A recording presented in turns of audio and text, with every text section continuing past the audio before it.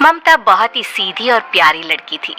वहीं सुनील एक सरल और आगे बढ़ने की सोच रखने वाला लड़का।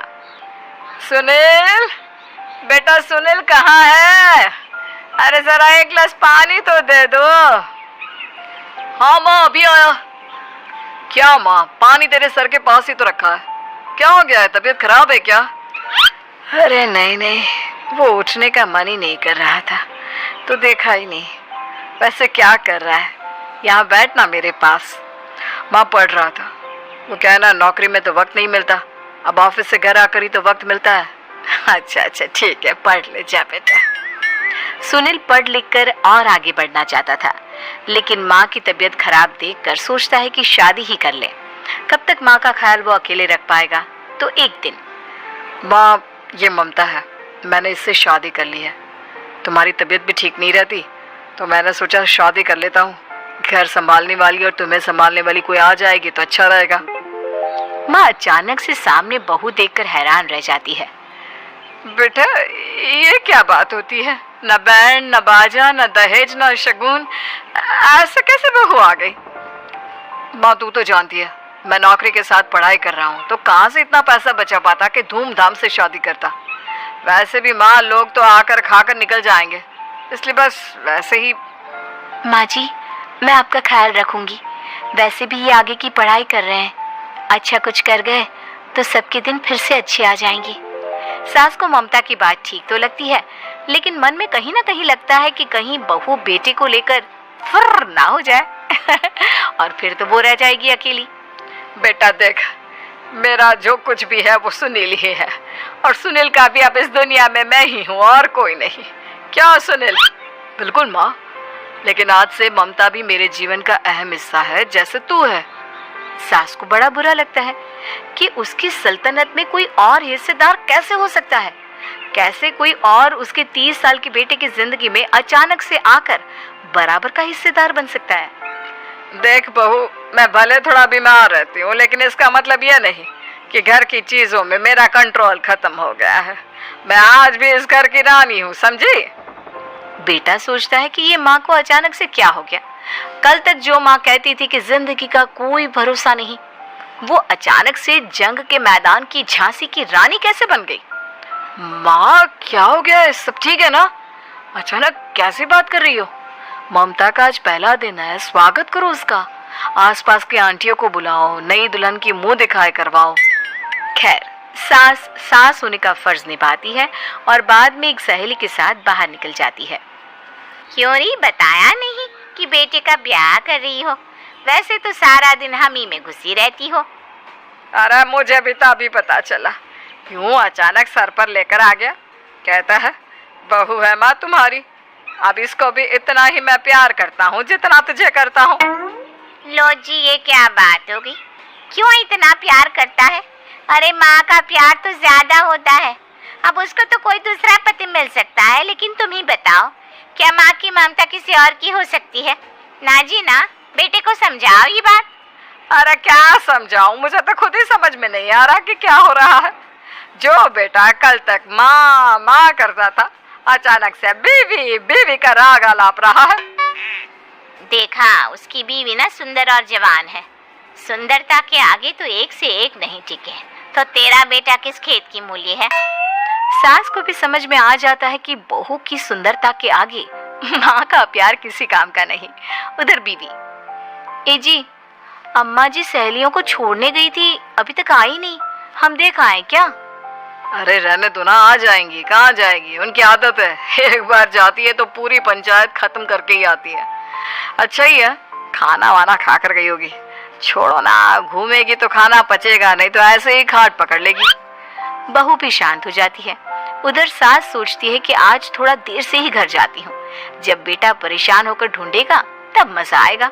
बीवी को खुद ही पता चल जाएगा कि माँ के आगे उसकी दाल नहीं गलेगी। लेकिन वहीं दूसरी ओर घर पर, ए जी, माँ जी अभी भी नहीं आई। हमको तो घबराहट हो रही है कि क्या करें, जाकर पता करें किसी के घर। अच्छा, कहाँ जाओगी ये भी बता दो। पहला दिन है तुम्हारा इस घर में और एक ही दिन में मोहल्ला छानोगी क्या? हाँ, तो आप भी तो नहीं जा रहे हैं ना, हमको फिक्र हो रही है। अरे यार, ये रोज का है अम्मा का, खाओ और सो जाओ। बस फिर क्या था, बेटा बहू खाना खाते हैं और कमरे में सोने चले जाते हैं। उधर जब सास को कोई देखने नहीं आता तो वो हार कर घर आ जाती है, जहाँ वो देखती है कि सारे घर की लाइट्स बंद है। सास को गुस्सा आता है, बहू, ममता बहू कहाँ हो? लेकिन सारे दिन की थकी बहू को ऐसी नींद आती है जैसे किसी ने भांग की गोली खिला दी हो। वो तो नहीं उठती। उठकर आ जाता है बेटा। अरे क्या बात है अम्मा, काहे चिल्ला रही हो? अरे सो जाओ ना, सुबह की थकी है बहू, वो सो रही है। जोर से बोलोगी तो नींद खुल जाएगी उसकी। माँ को गुस्सा आ जाता है। फिलहाल तो सो जाती है, लेकिन मन ही मन ढेर सारा जहर बहू के लिए भरा होता है। सुबह बहू चाय बना रही होती है कि सास धीरे से गैस तेज कर देती है, जिससे चाय का बर्तन जल जाता है। और जैसे ही बहू चाय का बर्तन उठाती है, उसका हाथ जल जाता है। मेरा हाथ जल गया। वो जोर जोर से चिल्लाकर इधर उधर भागती है कि सास थोड़ी देर में उसके हाथ में पानी डाल देती है। हाय रे बहू, क्या कर रही हो? पहली बार रसोई छुई हो क्या? सासू माँ, गलती से गैस तेज रह गई थी और बर्तन जल गया, जिससे मेरा हाथ जल गया। हाय रे, कितना गंदा दाग। छी छी छी छी, मुझे तो उल्टी आ रही है तेरा गला हुआ मांस देखकर। तू ना मुझे अभी साथ से खाना मत लगाना। बहू भी खुद का हाथ देखती है तो उसे भी रोना आ जाता है। कुछ दिनों के बाद सास की सहेली आती है, बहू चाय बनाकर लाती है। उसके जाने के बाद सहेली कहती है, बहू की सुंदरता ऐसी है कि कोई भी दीवाना हो जाए। वैसे तेरे बेटे का क्या हाल है? अरे वैसा ही है, बहू के पीछे लट्टू। क्या करूं, कुछ समझ में नहीं आ रहा। मैंने तो बहू के चेहरे पर दिवाली के पटाखे की चक्री फेंक दी, उसका पूरा चेहरा जल गया। अब देखो ना रही सुंदरता, और ना ही अब मेरा बेटा उसे पूछता है। अरे अब तो वो उसे छोड़कर दूसरी भी देखने को बोल गया है मुझे। बहू सारी बात सुन रही होती है। आंटी एक बात बताइए, क्या भरोसा है कि दूसरी सही आए और आपके अनुसार रहे? देखिए आंटी, मेरी सासू माँ को गलत बात सिखाने की जरूरत नहीं है। हमारा परिवार साथ में खुशी से रह रहा है। देख बहू, मेरी सहेली की बेइज्जती ना कर, वही अच्छा रहेगा तेरे लिए, समझी? बहू नहीं मानती है। वो बार बार उनकी सहेली को घर से निकल जाने को कहती है। तभी सास की सहेली पास के चूल्हे से लकड़ी लाकर बहू के चेहरे पर लगा देती है। बहू जोर जोर से रोने लगती है। अरे ये क्या कर दिया? मैंने कहाँ किया, ये तो तूने किया। तू ही नहीं चाहती थी कि बहू बेटे के साथ रहे, भला मैं क्यों करूंगी? मैं तो चली, निपटो। बहू रो रही होती है, दर्द से चिल्ला रही होती है, लेकिन सास उसे डॉक्टर के पास नहीं ले जाती। तभी पति आता है। क्या हो गया ममता? ये दाग कैसे लगा? तुम कैसे जली? ममता कुछ नहीं कहती, बस दर्द से करा रही होती है। पति माँ की तरफ देखता है। हो ना हो माँ, ये पक्का आपका काम है। आप ही ममता से जला करती थी ना। देखना माँ, अब पुलिस आएगी, केस बनेगा, लेकिन पहले मैं ममता को अस्पताल लेकर जा रहा हूँ। सभी अस्पताल जाते हैं, जहाँ डॉक्टर ममता की सास से कहते हैं, आपने तो नहीं जलाया ना बहू को? अब ममता की सास के तो पसीने छूट रहे होते हैं। वो घबरा कर कहती है, ना ना डॉक्टर साहब, कैसी बात करते हैं? हम क्या जलाएंगे अपनी बहू को? डॉक्टर ममता के पति से पूछते हैं, देखिए, क्योंकि ये ससुराल में जली है तो मामला पुलिस का बनता है, तो आप पहले पुलिस को बुलाइए, तभी इलाज पूरा होगा। सास डर जाती है कि अब तो बच्ची जिंदगी जेल में ही रहना होगा। रहने दीजिए ना, पुलिस को क्यों बुलाना? सारी हंसी खत्म हो जाएगी जब पुलिस के डंडे पड़ेंगे।